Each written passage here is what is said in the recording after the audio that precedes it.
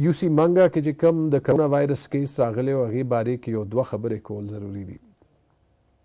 هلته چې کیس راغو هغې نه پس مونږه د هغه کاس چې هغه پاکستان کې اولنې ډیث و کرونا وایرس نه د هغه چې کوم کانټاکټ سو هغه مونږ وکته او چې د هغې ټیسټینګ مو وکړه مونږ ته پته ولګېده چې هغه سره 2 نور کسان هم عمرې ته تللي او دی ټولو چې کوم دی خیرات هم کړی او ډېر کسانو سره ملاو شوي وو.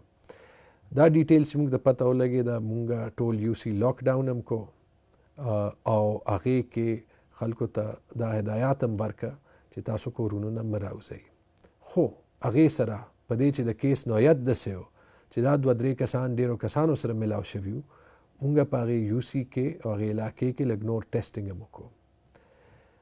چې کوم اولني ټیسټ ریزلټ راغلی دي 46 ټیسټس کې 39 ټیسټ چې کوم دي هغه کرونا وایرس دپاره پازیټیو راغلي. مطلب چې 46 کسانو کې 39 کسانو ته کرونا وایرس دی.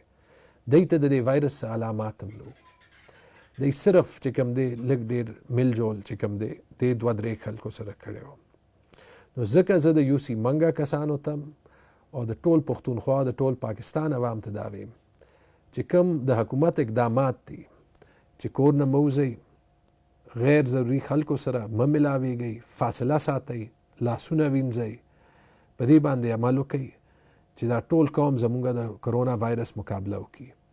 چې نور تفصیل راځي انشاءالله تاسو به نور تفصیل هم درکوو.